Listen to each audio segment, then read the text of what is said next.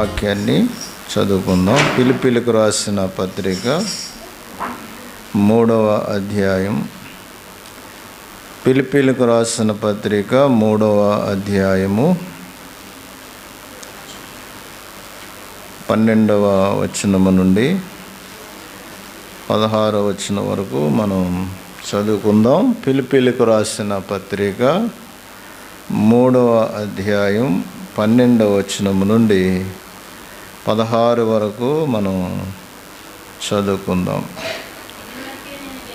ఇదివరకే నేను గెలిచితని అయినను, ఇదివరకే సంపూర్ణ సిద్ధి పొందితినని అయినను నేను అనుకుంటలేదు. కానీ నేను దేని నిమిత్తము క్రీస్తు యేసు చేత పట్టబడితినో దానిని పట్టుకొనవలెనని పరిగెత్తుచున్నాను. సహోదరులారా, నేను ఇదివరకే పట్టుకొని ఉన్నానని తలంచుకొనను. అయితే ఒకటి చేయుచున్నాను, వెనుకున్నవి మరచి ముందున్న వాటి కొరకే వేగిరపడుచు క్రీస్తు యేసునందు దేవునికి ఉన్నతమైన పిలుపునకు కలుగు బహుమానమును పొందవలనని గురి యొద్దకే పరిగెత్తుచున్నాను. కాబట్టి మనలో సంపూర్ణులమైన వారందరూ ఈ తాత్పర్యమునే కలిగి ఉందుము. అప్పుడు దేని గూర్చి అయినను మీకు వేరే తాత్పర్యము కలిగి ఉన్న యెడల అదియు దేవుడు మీకు బయలుపరచును.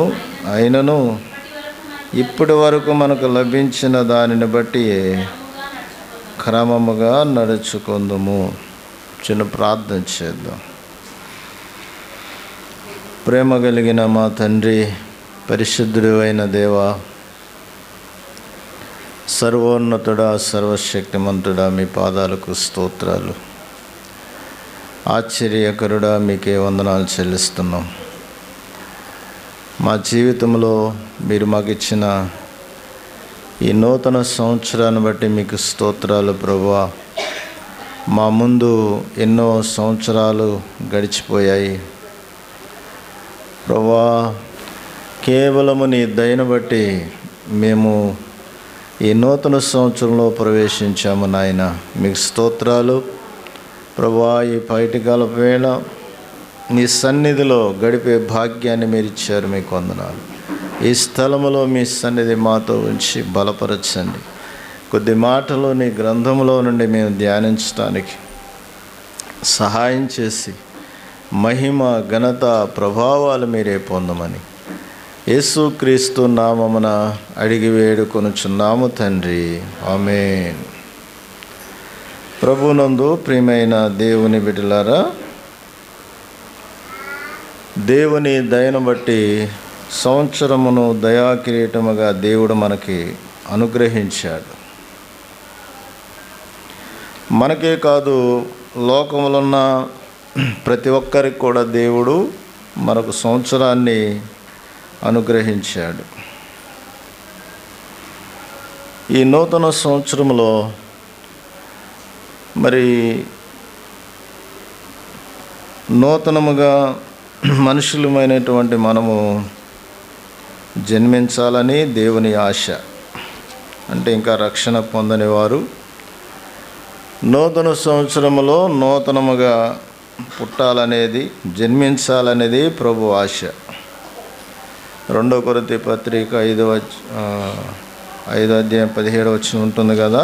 కాగా ఎవడైనను క్రీస్తునందున్న ఎడల వాడు నూతన సృష్టి, పాతవి గతించెను, ఇదిగో క్రొత్తవాయెను. ప్రియులారా, దేవుణ్ణి ఎరగని వారు ఒక నూతన సృష్టిగా మారాలనేది ప్రభు యొక్క ఆశ. కాబట్టి సంవత్సరాలు గతించిపోతున్నప్పుడు ఇంకా నూతన సృష్టిగా మారకపోతే, ప్రియులారా, పాతవి గతించి నూతనత్వాన్ని పొందుకోకపోతే యేసుక్రీస్తు ఎప్పుడొస్తాడో మనకు తెలియదు. కాబట్టి ఆయన వచ్చే సమయానికి మనము ఇంకా రక్షించబడిన వారు నూతన సృష్టిగా మారాలి, నూతనమైన వ్యక్తులుగా మారాలి. ఇక్కడ మనం చదువుకున్న ఫిలిప్పీ పత్రికలో రక్షించబడిన వారు ప్రియులారా చేయవలసినటువంటి కొన్ని పనులు కనబడుతున్నాయి. పౌలు భయంకరమైన పాపి అని వాక్యంలో రాయబడింది. తిమోతి రాసిన మొదటి పత్రికలో 1వ అధ్యాయంలో 12-13 వచనాల్లో మనం చదువుతాం కదా, నేను దోషకుడను, హింసకుడను, హానికరుడను అంటాడు. అయితే దేవుడు నన్ను బలపరిచి నమ్మకమైన వానిగా ఎంచాడు అంటాడు. ఆ కింద ఇంకా చూస్తే ఆయన నన్ను కరుణించాడు అంటాడు. అనేకులకు మాదిరిగా ఉండునట్లుగా నన్ను ఆయన, ప్రధాన పాపినైన నన్ను కనికరించాడు అని ప్రియులారా తిమోతితో చెబుతాడు ఈ మాటలు. ఏమండి, నేను కనికరించబడితిని అని 14 మొదటి పత్రిక 1వ అధ్యాయం 16వ వచనంలో చెబుతాడు. కాబట్టి రక్షించబడినటువంటి పౌలు ఆయన ఇక్కడ ఫిలిప్పీ పత్రిక 3వ అధ్యాయంలో 12వ వచనం నుండి ఏం చెబుతున్నాడంటే, నేను ఇదివరకే గెలిచితినని, లేక ఇదివరకే నేను పట్టుకున్నానని నేను తలంచుకొనను అంటాడు. అంటే నేను రక్షణ పొందాను, నాకేం పర్వాలేదు, నేను పరిపూర్ణంగానే ఉన్నాను, ప్రభువులోనే ఉన్నాను అని నేను అనుకోవటం లేదు. నేనేం చేస్తున్నాను అంటే ఒకటి మాత్రము చేస్తున్నాను. ఆధ్యాత్మిక జీవితంలో సంతృప్తి చెందామని అనుకోకూడదంట. ఆధ్యాత్మిక జీవితంలో మేము బాగానే ఉన్నాం అని అనుకోకూడదు. పౌలు చెప్పేది అదే, ఇదివరకే నేను పట్టుకున్నాను, ఇదివరకు నేను గెలిచాను, నేను ఇదివరకే సంపూర్ణ సిద్ధి పొందానని నేను అనుకొనటం లేదు, తలంచుకోవటం లేదు అన్నాడు. ప్రియులారా, బైబిల్లో ఆయన ఉంటాడు కదా మనకి, పరిసేయుడు. దేవాలయంకి వెళ్ళినప్పుడు అతను ఏమనుకుంటాడు చెప్పండి? ఆయన ఏమనుకుంటాడు? లోకాసు వార్త 18వ అధ్యాయంలో 12-13 నుంచి ఉంటుంది కదా. ఆయన ఏమనుకుంటాడు? నేను దొంగను కాదు, చోరుని గాను, అన్యాస్తుని కాదు, నేను వ్యభిచారిని కాదు, అలా ఉండనందుకు, ఈ పక్కనున్న సుంకరవలే కూడా ఉండనందుకు నీకు కృతజ్ఞతాస్తుతులు చెల్లించున్నాను అని అనుకుంటున్నాడు. ప్రియులారా, పరిసేయుడు తన భక్తిని, తన యొక్క ప్రవర్తన, తన జీవితాన్ని, తన భక్తిని ఆయన దాంతోనే సంతృప్తి పొందుతున్నాడు. నేను వ్యభిచారిగా లేను అంటూ, నేను దొంగగా లేను అంటూ తనలో తానే ఏం చేస్తున్నాడు చెప్పండి? సంతృప్తి చెందుతున్నాడు. ఉంది కదా అక్కడ 11వ వచనం, లోకాసు వార్త 18-11 ఏముంది? పరిసేయుడు నిలబడి, దేవా, నేను చోరులను, అన్యాస్తులను, వ్యభిచారుల వలె, ఇతర మనుషుల వలనైనను, ఈ సుంకర వలనైనను ఉండనందుకు నీ కృతజ్ఞతాస్తుతులు చెల్లించున్నాను. పరిసేయులకు ఉన్నటువంటి లక్షణం ఏంటంటే మేము బాగానే ఉన్నాం అనేటువంటి లక్షణం. మేము వ్యభిచారులం కాదు, దొంగలం కాదు, ఇతర మనుషుల్లాగా లేము, మేము ఈ పక్కన ఉన్న సుంకరి బహు పాపి, అతనిలాగా లేను అని అనుకునేటువంటి లక్షణం పరిసేయుడు కలిగి ఉన్నాడు. ప్రియులారా, ఎప్పుడు కూడా మనము అలాంటి ఆలోచన, అలాంటి తలంపు మనం కలిగి ఉండకూడదు. నేను రక్షించబడ్డాను, నాకు వరాలు ఉన్నాయి, నేను బాగానే ఉన్నాను, చాలిక నేను సంపూర్ణతలోనికి వెళ్ళాను అని అనుకోకూడదు. ప్రియులారా, ఆత్మీయ జీవితంలో సంతృప్తి చెందాను, చాలు ఇంత మట్టుకి నేను సంతృప్తి చెందాను. ఆయన అంటాడు చూసారా, ఏలియా ఏమంటాడు, ప్రభువా ఇక చాలును, నా ప్రాణాన్ని తీసుకో అంటాడు. ప్రభు ఏమంటాడు, ఇంకా నీకు శక్తికి మించిన ప్రయాణం ఉంది, నువ్వు ప్రయాణం చేయవలసింది ఇంకా ఉందని దేవుడు చెబుతాడు. కాబట్టి ఎప్పుడూ కూడా పరిసయ్యుడిలాగా మనము నేను బాగానే ఉన్నాను అని అనుకోకూడదు. బైబిల్ ఇలాగ ఉంటుంది, ఒకని దృష్టి ఎదుట సరైనదిగా కనబడు మార్గము అది తుదకు మరణానికి తీసుకుని వెళ్ళొద్దని వాక్యంలో ఉంది. కాబట్టి ఎప్పుడూ కూడా మనము చాలులే, ఈ భక్తి ఇంతవరకు చాలు అన్నట్లుగా మనం ఉండకూడదు. ఎప్పుడు కూడా ప్రియులారా, రక్షించబడిన వారు, రక్షణ పొందిన వాళ్ళు రక్షణ పొందాలి. రక్షించబడిన వాళ్ళు ఎలా ఉండాలి అంటే, ఎప్పుడూ కూడా ప్రియులారా ఆకలి దప్పికలతో బ్రతకాలి. యేసు ప్రభువే చెబుతాడు కదా, మత్తయి సువార్త 5వ అధ్యాయము 6వ వచనం ఏం చెబుతాడు, 5వ అధ్యాయం 6వ వచనం ఏం చెబుతాడు, నీతి కొరకు ఆకలి దప్పులు గలవారు ధన్యులు అంటారు. నీతి అంటే దేవుని కొరకు ఆకలి దప్పులు కలిగి ఉండాలి. ఆయనే మన నీతి, ఆయనే మన విమోచనకుడు, ఆయనే మన జ్ఞానము అని పౌలు చెబుతాడు. కాబట్టి ఎప్పుడూ కూడా ఆధ్యాత్మిక జీవితంలో ఎప్పుడు ఆకలి దప్పికలతో మనం బ్రతకాలి. ఏమండి, అప్పుడే మనము ఈ లోకంలో శరీర సంబంధంగా తృప్తిపరచబడతాం. ఏమండి, మనము భౌతికంగా తృప్తిపరచబడాలంటే మనకెప్పుడు కూడా నీతిని గూర్చినటువంటి ఆకలి దప్పిక ఉండాలి. ఇప్పుడు మన కడుపు ఉందనుకోండి, ఈ కడుపు ఏం చేస్తుంది, ఆహారం కోసం ఆకలి దప్పిక కలిగి ఉంటుంది. ఈ ప్రాణం, ఈ శరీరంలో ఉన్నటువంటి ప్రాణం ఎప్పుడు కూడా ఆకలితో, ఆహారం కోసం ఆకలి కలిగి ఉంటుంది, దప్పిక కలిగి ఉంటుంది. కాబట్టి మనము ఆకలి అవగానే భోజనం చేస్తాం, అప్పుడు అమ్మయ్య అనుకుంటాం. అలాగే ఆత్మీయ జీవితంలో కూడా ప్రియులారా ఎప్పుడు కూడా ఆకలి దప్పిక కలిగి బ్రతకవలసి ఉన్నది.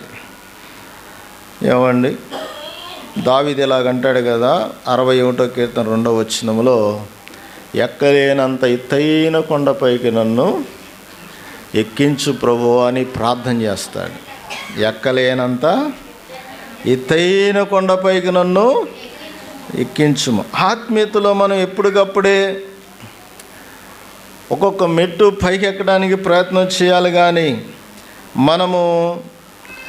మనం ఎక్కినటువంటి, మనం పట్టుకున్నటువంటి, మనం ఒప్పుకున్నటువంటి ఆ భక్తి జీవితంతో ఇంతవరకు చాలు అన్నట్లుగా మనము ఉండకూడదు. ప్రతిసారి మనము ఆత్మీయతలో ముందుకు కొనసాగే వారంగా ఉండాలి. ఏమండి, కానీ చాలామంది ఆత్మీయతలో ముందుకు వెళ్లకుండా ఆత్మీయతలో వెనక్కి వెళ్ళిపోతున్నారు. ప్రియులారా, పౌలు అంటున్నాడు, నేను తలంచుకొనటం లేదు, సంపూర్ణ సిద్ధి పొందానని నేను తలంచుకోవటం లేదు, ఇంతవరకు చాలును అని నేను అనుకోవటం లేదు. ఆ యెరికో పట్టణానికి వెళ్ళే, ఆ యెరూషలేముకు వెళ్ళేటువంటి వ్యక్తి ఆయన వెనుక తిరగటానికి కారణం ఏంటంటే, ప్రియులారా ముందుకు వెళ్ళలేక వెనక్కి తిరగటానికి కారణం ఏంటంటే, అతని జీవితంలో ప్రియమైన దేవుని బిడ్డలారా ఆయన సరిపెట్టుకున్నాడు అన్నమాట. సరిపెట్టుకోవటం బట్టి ఆయన వెనక్కి తిరిగి కిందకు వచ్చేసాడు, యెరికో పట్టణానికి వెళ్ళిపోయాడు. తద్వారా అతను చాలా నష్టపోయాడు, అతను గాయపరచబడ్డాడు, అతని జీవితంలో చాలా నష్టాన్ని అనుభవించాడు. కాబట్టి మనం ఎప్పుడూ కూడా ప్రియులారా ఆత్మీయ జీవితంలో మనము ఆకలి దప్పికలు కలిగి బ్రతకాలి, కానీ నేను సంతృప్తి చెందాను, సంతృప్తిగానే ఉన్నాను చాలు అని అనుకోకూడదు. ఎప్పుడు మనం ఆకలి దప్పికలు కలిగి బ్రతకవలసిన వారమై ఉన్నాం. ప్రభువులో మనం ఒక్కొక్క మెట్టు ఆయన దగ్గరికి మనం ఎక్కవలసిన వారమై ఉన్నాం ప్రియులారా. కనుక ఇక్కడ ఫిలిప్పీ పత్రికలో పౌలు అదే చెబుతున్నాడు. రెండోది ఏం చెబుతున్నాడు అంటే, ప్రియమైన దేవుని బిడ్డలారా, వెనుకున్నవి మరిచిపోవాలి అన్నాడు. ఏం చేయాలి? మొదటిది ఆత్మీయ జీవితంలో ఆకలి దప్పికలు కలిగి ఉండాలి. రెండోది వెనుకున్నవన్నీ మరిచిపోవాలి. వెనుకున్నవన్నీ మర్చిపోవటం అంటే యెషయా గ్రంథం 43వ అధ్యాయం 8వ వచనంలో ఉంటుంది, చదవండి. వెనుకున్నవన్నీ మరవటం అంటే ప్రియులారా ఇక్కడ వాక్యంలో చెప్పబడింది. 43వ అధ్యాయము 8వ వచనం చదవండి. మునుపటి వాటిని జ్ఞాపకము చేసుకొని కూడా 18 చదవయ్యా. మునుపటి వాటిని జ్ఞాపకము చేసుకొనుకుడి, పూర్వకాల సంగతులను తలంచుకొనుకుడి. అది మనం ఎప్పుడు మన జీవితంలో మునుపటి వాటిని మనం జ్ఞాపకం చేసుకోకూడదు. మునుపటి వాటినంటే మునుపు జరిగిపోయిన దినాల్లో ఉన్నటువంటి అపజయాలు, జరిగిపోయిన దినాల్లో మనం అనుభవించిన బాధాకరమైన పరిస్థితులు, నిన్నటి వరకు ఆ దినం వరకు అనుభవించిన పరిస్థితులు, వాటిని మనం మరలా జ్ఞాపకం చేసుకోకూడదు. దేవుడు నూతన సంవత్సరాన్ని ఎందుకు ఇచ్చాడు? ఒక క్రొత్త ధనాన్ని చూపించడానికి మనం ప్రయత్నం చేయాలి, కానీ క్రొత్త విషయాలను మనం తలంచడానికి ప్రయత్నం చేయాలి, కానీ ఆ జరిగిపోయినటువంటి సంగతులు, పూర్వకాల సంగతులు మనము ఎప్పుడూ కూడా వాటిని జ్ఞాపకం చేసుకోకూడదు. పూర్వకాలం జరిగిన మేలులు మనం జ్ఞాపకం చేసుకోవచ్చు. మునుపటి ఆశ్చర్య కార్యాలను మనం జ్ఞాపకం చేసుకుని ప్రభువుని ఆరాధించవచ్చు. కానీ మనకు పూర్వం జరిగిన నష్టాలు, పూర్వం జరిగిన అపజయాలు, పూర్వం జరిగినటువంటి అవమానాలు, పూర్వం జరిగినటువంటి బాధలు, వీటన్నిటినీ మనం మరలా జ్ఞాపకం చేసుకోకూడదు. ఎందుకు అంటే అవి జ్ఞాపకం చేసుకున్న కొద్దీ మన హృదయము కృషించిపోతూ ఉంటుంది. ప్రియులారా, హృదయంలో దేవుని వాక్యం నిలవటానికి అవకాశము ఉండదు. కాబట్టి మునుపటి సంగతులన్నిటినీ కూడా మనము జ్ఞాపకం చేసుకోనకుండా, వాటిని తలంచుకొనకుండా క్రొత్త సంగతులను మనం తలంచాలి. క్రొత్త విషయాలను గూర్చి మనం ఆలోచించాలి. ఎందుకంటే గతించిపోయింది, గతం నాస్తి కదా. ఇప్పుడు మనకి 3 కాలాలు ఉన్నాయి. భూతకాలం, వర్తమాన కాలం, భవిష్యత్ కాలం ఉంది. కాబట్టి భూతకాలంలో జరిగిపోయినటువంటి నష్టాలు, అపజయాలు, ఆ పరిస్థితులు, బాధాకరమైన పరిస్థితులు, అవన్నీ మనం జ్ఞాపకం చేసుకుంటూ ఉంటే వర్తమాన కాలంలో మనం సరిగ్గా ఉండలేము. మూడోది, భవిష్యత్ కాలంలో మనం పొందుకోవాల్సింది మనం పొందుకోలేము. కాబట్టి వాటికి సమాధి చేయాలి. ఆ పాత స్థితిని, పాత పరిస్థితులన్నింటినీ కూడా సమాధి చేయాలి. కొన్ని అవమానకరమైన పరిస్థితులు, కొన్ని దుఃఖకరమైన పరిస్థితులు, వీటన్నిటినీ కూడా మనము తలంచకుండా, వాటిని జ్ఞాపకం చేసుకోనకుండా ఉండాలి ప్రియులారా. యోసేపు ఆయన రాజు అయిన తర్వాత ఒక ప్రాముఖ్యమైన మాట చెబుతాడు. అది భలేగా ఇష్టం నాకు. చూడండి, ఆది కాండంలో మనం చదువుతున్నప్పుడు యోసేపు 41వ అధ్యాయం 51వ వచనం చదవండి. ఆది కాండం 41వ అధ్యాయము.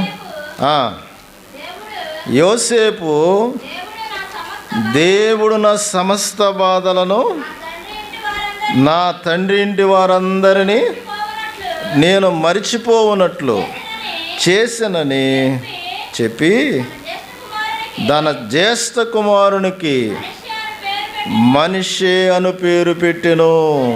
చూసారా, ఇక్కడ ఈయన రాజు అయిన తర్వాత ప్రియులారా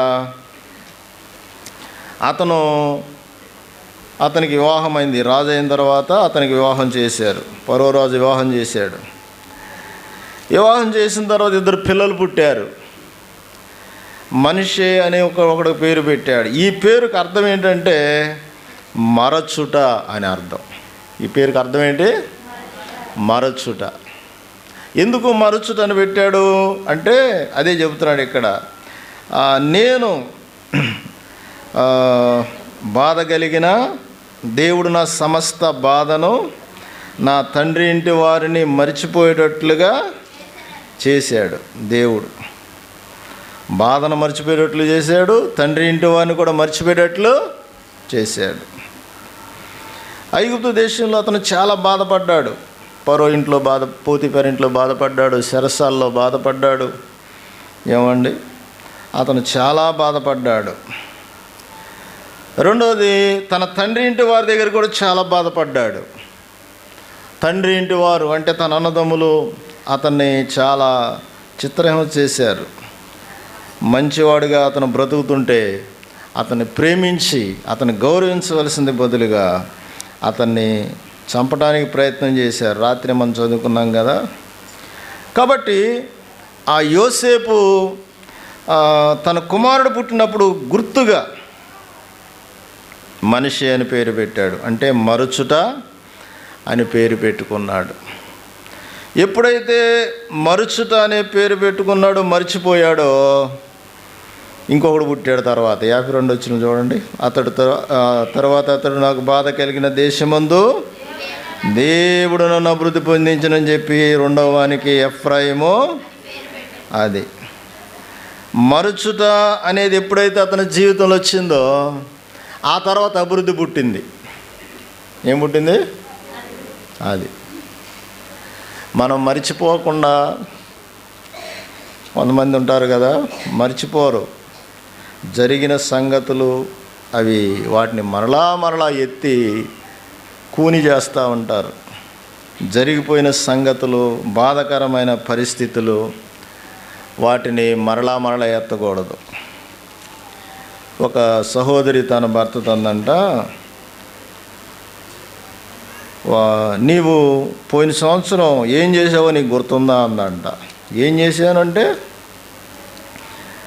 మీ అమ్మ మీ నాన్న వచ్చినప్పుడు షార్ట్గా తీసుకొచ్చి వాళ్ళకి పెట్టావు, కనీసం నాకు తినమని కూడా ఇవ్వలేదు అని అందంట.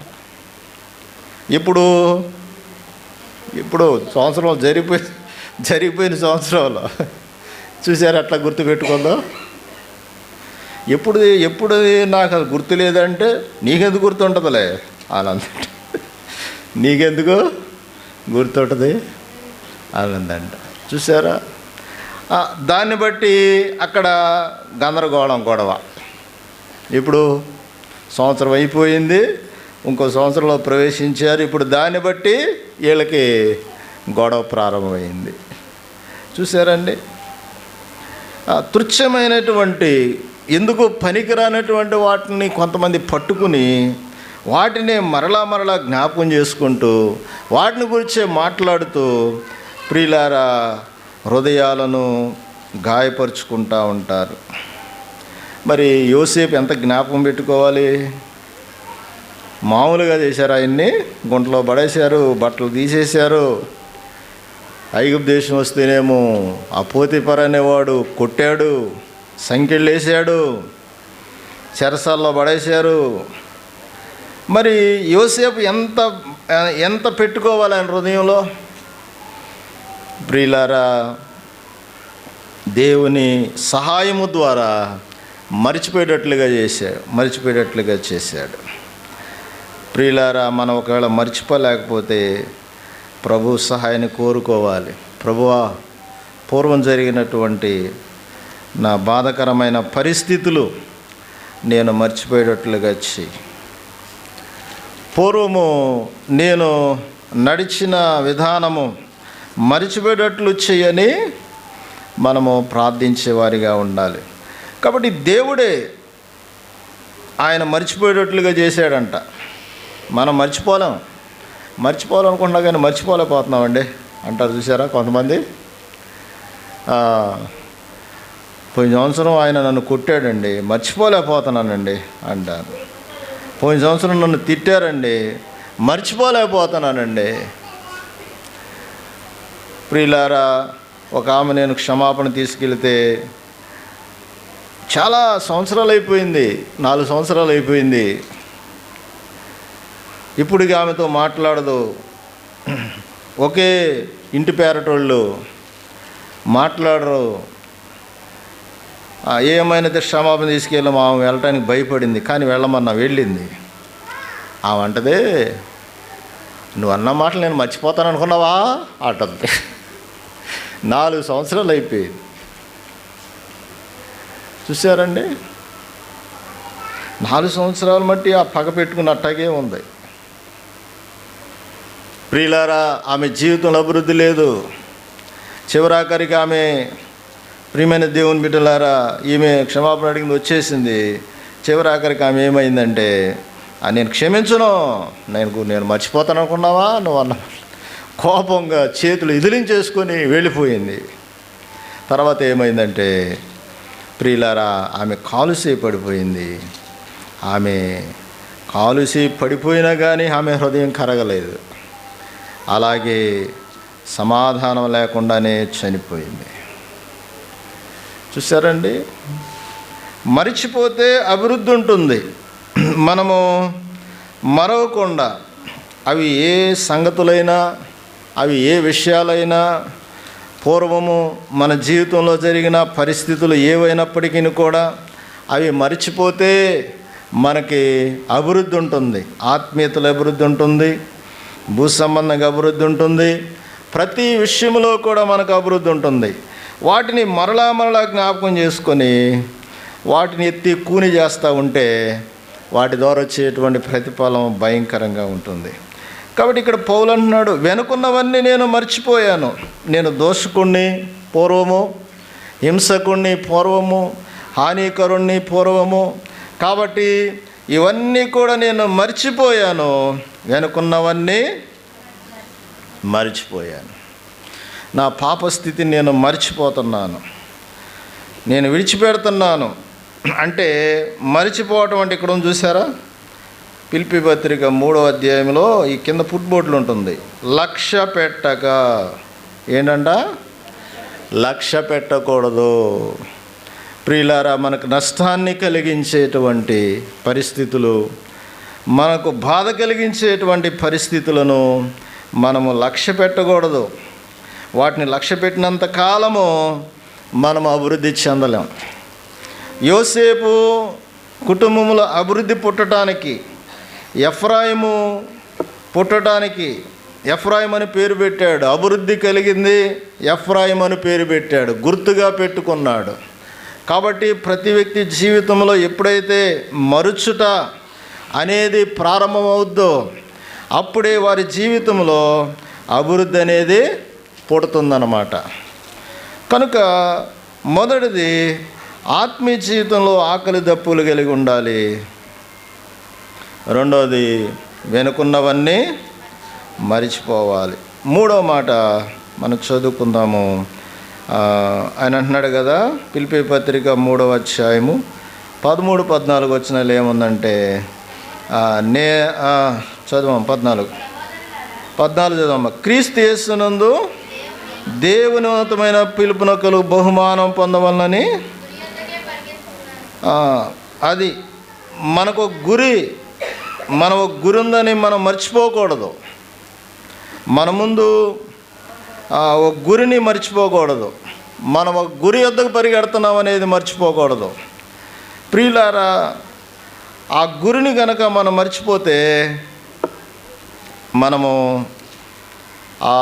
అది మనం పొందుకోలేం, బహుమానాన్ని మనం పొందుకోలేం. ఇప్పుడు పందెపు రంగంలో పరిగెత్తే వాళ్ళకు గురి ఉంటుంది. ఏంటి ఆ గురి అంటే ఆ గమ్యానికి చేరాలి.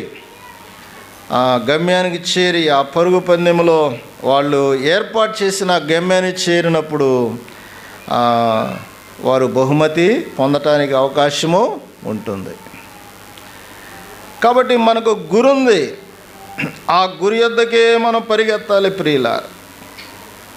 దావీదు ఇలాగంటాడు, చూడండి కీర్తన గ్రంథం 16:8 ఏముంటుందంటే, కీర్తన గ్రంథం 16:8 సదాకాలము యెహోవా యందు నా గురి నిలుపుచున్నాను. మన గురి ఎవరు? ప్రభు మన గురి. 1 కొరింథీ పత్రిక 9:25 కూడా పౌలు అంటాడు, గురి వద్దకే నేను పరిగెత్తుచున్నాను, గురి చూడని వాని వలె నేను లేను అంటాడు. గురి చూడని వాని వలె నేను లేను, నా గురి ప్రభువే, నా గురి ప్రభు మీదే ఉంది. కాబట్టి నేను అక్కడికి చేరాలి, అక్కడ ఆయన దగ్గరకు చేరవలసిన వారు. లోకంలో ప్రపంచంలో ఉన్న ప్రియులారా, ప్రతి వ్యక్తి కూడా క్రైస్తవులు ప్రభు దగ్గరికి చేరాల్సిన వారు. ఆయన దగ్గరికి చేరి బహుమతిని పొందవలసినటువంటి వారు. ఏమండి, ఆ గురి వద్దకు మనం చేరాలి. మనం గురి తప్పితే మనము ప్రభు దగ్గరికి చేరలేం.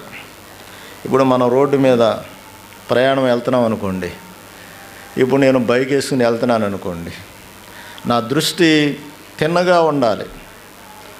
ఇప్పుడు దృష్టి తిన్నగా లేకుండా అటు చూశాను అనుకోండి, ఇటు చూశాను అనుకోండి, ఏమవుద్ది? ముందున్నవాడిని గుద్దటం జరుగుద్ది, ఏదో ప్రమాదమో సంభవిస్తుంది. కాబట్టి దృష్టి తప్పకూడదు. మన కన్నులు తిన్నగా సూటిగా, మన దృష్టి సూటిగా ఉండాలి, గురి మీద ఉండాలి, ప్రభు మీద ఉండాలి. ఇప్పుడు మన గురి తప్పిందనుకోండి, మన దృష్టి పక్క వాటి మీద తప్పిందనుకోండి, మనము చాలా ప్రమాదకరమైన పరిస్థితుల్లోకి వెళ్ళిపోతూ ఉంటాం. ఊరికే బండి మీద వెళ్తున్నప్పుడు ఊరినట్టు చూసామనుకోండి, ఎవడో ఉంటాడు, గుద్దేసేసే పరిస్థితి వచ్చేస్తుంది. ఇప్పుడు నువ్వు ఏం జరుగుద్ది? ప్రమాదమో జరుగుద్ది అన్నమాట. కనుక మన దృష్టి ప్రభువు మీద ఉండాలి. ప్రభువే మన గురి, ఆయన దగ్గరికి మనం చేరాలి. కనుక నేను ఆ బహుమానం పొందటానికి గురి వద్దకే పరిగెత్తుచున్నాను, గురి వద్దకే పరిగెత్తుచున్నాను, నేను గురి వద్దకే వెళుతున్నాను అని పౌలు చెబుతున్నాడు. బైబిల్లో గురి తప్పిన వాళ్ళు చాలామంది కనబడతారు మనకి. దేవుని వైపు ఉండవలసిన గురి తప్పి ప్రియులారా చాలా నష్టాన్ని అనుభవించిన వాళ్ళు చాలామంది ఉన్నారు. బిలాము ఒకడు ఉన్నాడు. ఆయన లేతే ప్రార్థన అంటాడు, ప్రభు దగ్గర ప్రార్థన చేసి చెబుతానంటాడు. కానీ అతను డబ్బు అతను ఏం చేసిందంటే గురి తప్పించింది. దేవుని బిడ్డ నువ్వు శపిస్తే నీకు డబ్బు ఇస్తాను, బహుమానం ఇస్తానని బాలాకంటే ఆ డబ్బుకు లోబడిపోయి గురి తప్పాడు. అతని కళ్ళు గుడ్డివైపోయినాయి, మార్గం తప్పాడు, దారి తప్పాడు. ప్రియులారా, అతను గద్దించబడ్డాడు. గాడిద చేత దేవుడు స్వరాన్ని గాడిదకి ఇచ్చాడు. దేవుని దూత వచ్చి అతన్ని గద్దించింది. అయినా కానీ ఆయన తన గురిని ప్రభు మీద ఉంచలేదు. చివరాఖరికి అతను ప్రియులారా ఇశ్రాయేలీయులకు ఒక శత్రువుగా ఖడ్గము చేత చంపబడతాడు బిలాము.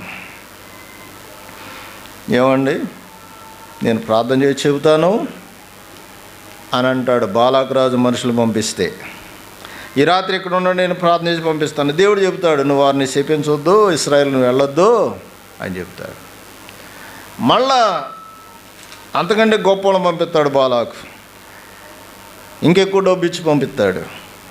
అప్పుడు బిలాము డైవర్ట్ అయిపోతాడు, తన గురి తప్పిందనమాట.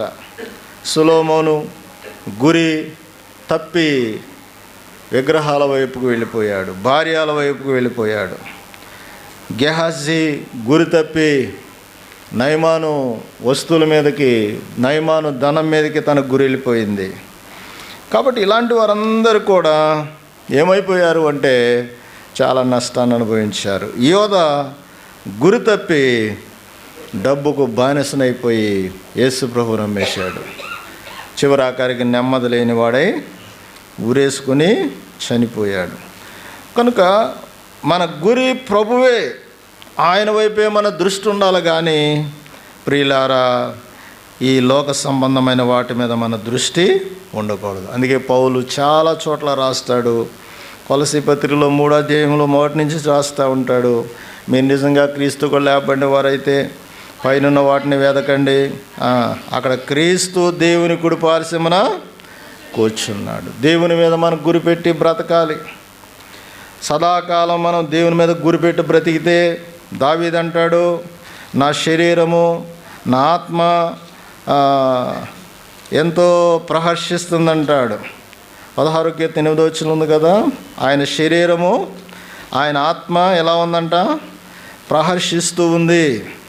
దేవుని మీద గురి పెట్టాలి. దేవుని మీద గురిపెట్టి మనం దేవుని వైపు చూస్తూ దేవుని మీద దృష్టి పెట్టి మనము బ్రతకాలి. లోకంలో ఉన్న మనుషులు దేవుని మీద దృష్టి పెట్టరు, దేవుడు తెలియదు వారికి. ప్రభు తెలుసుకున్నటువంటి మనము ప్రభు మీద గురి పెట్టాలి. కానీ ఈ లోక సంబంధమైన ఆశల మీద మనం గురి పెట్టకూడదు.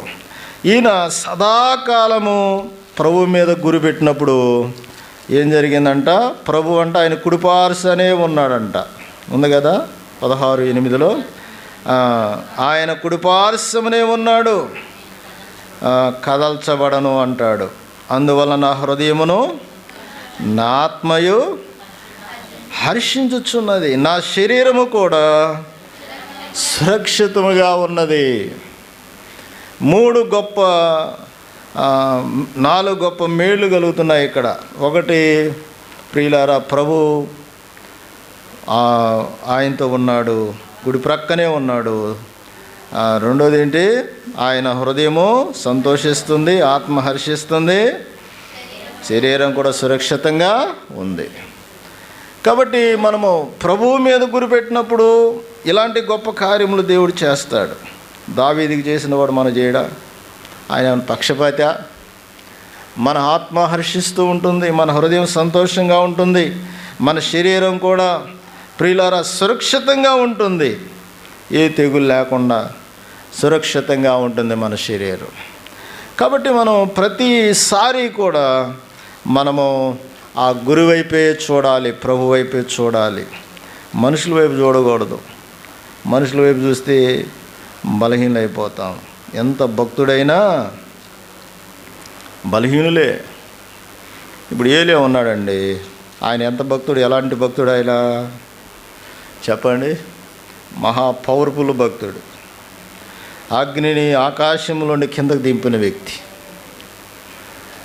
ఏమండి, అలాంటి వ్యక్తి ఒక రోజున ప్రియులారా ఆయన కోపం తెచ్చుకున్నాడు.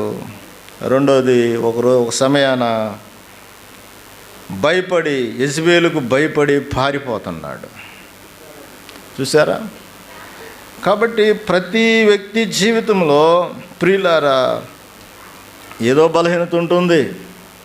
మనము మనుషుల వైపు చూడకూడదు, కానీ మన ప్రభు వైపు చూడాలి. ఆయన జీవన శైలి మనము ధ్యానం చేస్తూ ఉండాలి. ప్రభు వైపు చూస్తూ మనము బ్రతకాలి. అప్పుడే మనకు దేవుడు మన మధ్యలో ఉంటాడు, మనతో ఉంటాడు. మన హృదయం సంతోషంగా ఉంటుంది, మన ఆత్మ హర్షిస్తుంది, మన శరీరం కూడా ఏమవుతుంది, సురక్షితముగా ఉంటుంది. ప్రియులారా, మన దృష్టి తప్పితే మన శరీరం సుఖంగా ఉండదు, మన హృదయానికి సంతోషం ఉండదు, మన ఆత్మ హర్షించదు. అప్పుడప్పుడు అంటారు కదా, ఆత్మకు నెమ్మది లేదు అంటారు, ఆత్మలో సంతోషం లేదు అంటారు, హృదయంలో సంతోషం లేదంటారు. కారణం ఏంటి అంటే ప్రభువు మీద గురి నిలపకపోతే అలాగే ఉంటుంది. పిలుపులు రాసిన పత్రికలో 4వ మాట ఏమిటంటే, ఈ 3వ అధ్యాయం 4వ మాట ఏంటంటే, ప్రియులారా 15వ వచనం అనుకుంటా. అక్కడ రాయబడిన మాట ఏమిటి చదవండి. కాబట్టి మనము సంపూర్ణులమైన వారందరూ ఈ తాత్పర్యమునే కలిగి ఉండాలి. ఏ తాత్పర్యం అంటే ఆధ్యాత్మిక జీవితంలో ఆకలి దప్పులు కలిగి ఉండాలి, వెనుకున్నవన్నీ మరిచి జీవించాలి, మూడవది గురి కలిగి బ్రతకాలి, నాలుగవది ఏంటి అంటే చివరిలో చెబుతున్నాడు చూడండి 16వ వచనం, అయినను ఇప్పటి వరకు మనకు లభించిన దానిని బట్టి క్రమముగా నడుచుకుందాము. ప్రియులారా, క్రమమైనటువంటి నడక మనకెంత అవసరం. ఈ 4 మాటలు మనకెంతో గొప్ప అవసరం. క్రమం లేకపోతే మనము దేవుని దగ్గరికి చేరలేం. ఒక రోజున ఆయన అంటాడు, అక్రమ చేయవారులారా నా ఎదురు నుండి పొండి అంటాడు. మనకు ఒక క్రమం ఉండాలి. మన కుటుంబంలోనైనా మన జీవితంలోనైనా ఓ క్రమం కలిగి మనము జీవించాలి. నడుచుకోవటం అంటే జీవించాలి. క్రమం లేకపోతే, అసలు క్రమం పోవటానికి కారణం ఏంటంటే అక్రమం విస్తరించింది. అక్రమం విస్తరించటం వలన అనేకుల ప్రేమ సల్లారిపోద్దంట.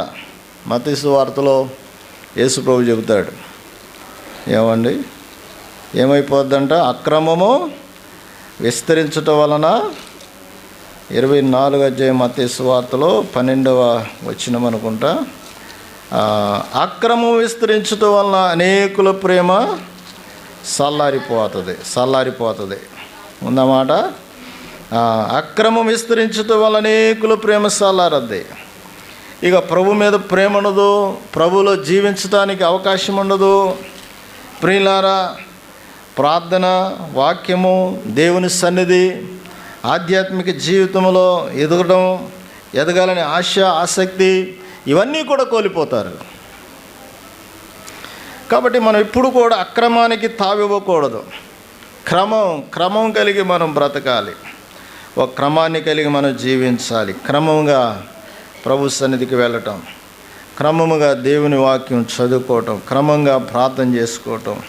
ప్రియులారా, ఒక క్రమం అనేది మనలో ఉంటే మన జీవితంలో ప్రియులారా మనము దేవుని దగ్గర చేరటానికి అవకాశం అని ఉంటుంది.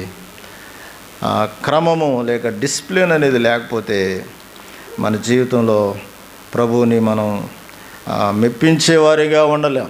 ఆయన మనల్ని బట్టి సంతోషించడం.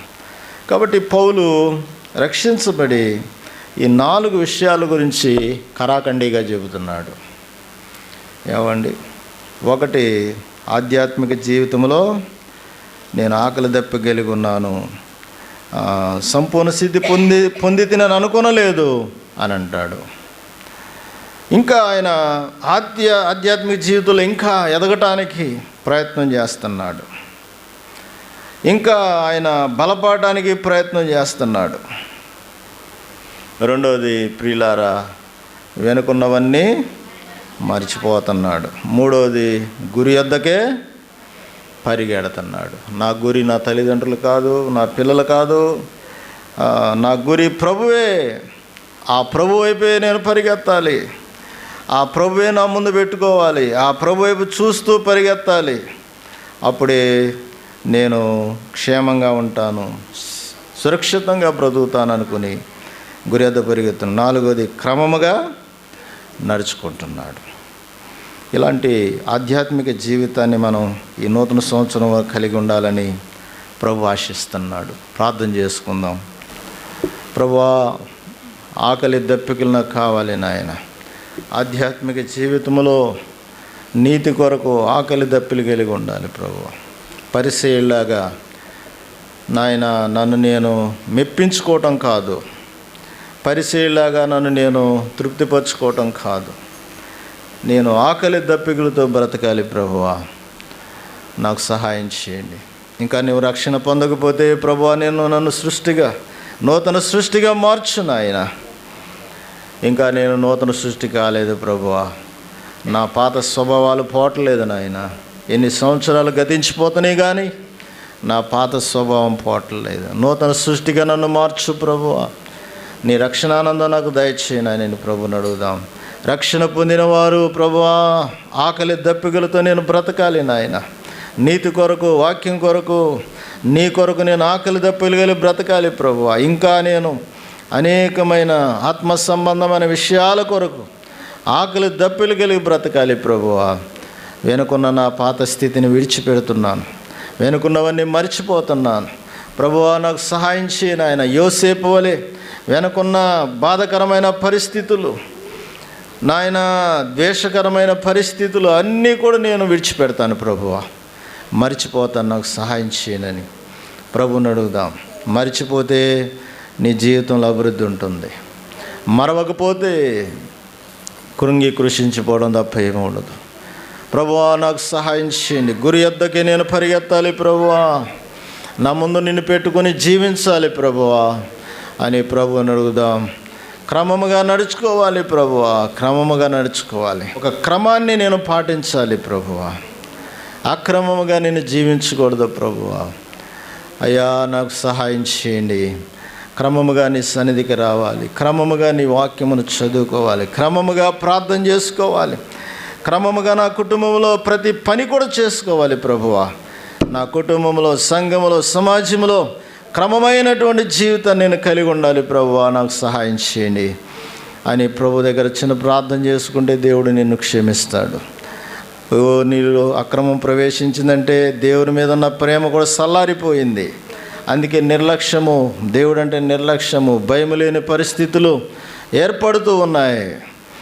ఈ పగటి వేళ ప్రభువుని అడుగు, ప్రభు సహాయం చేస్తాడు. ప్రభువా నీతి కొరకు ఆకలి దప్పికలకు దయచేయను ఆయన. వెనుకొని మరిచిపోవడానికి సహాయం చేయను ఆయన. గురి యొద్దకే పరిగెత్తాలి ప్రభువా, క్రమమైన జీవితం కలిగి ఉండాలి ప్రభు అని ప్రభు దగ్గర బ్రతిమాలదాం. ప్రభు మనకు సహాయం చేస్తాడు. ఎవరికి వారే ప్రార్థన చేసుకోనండి.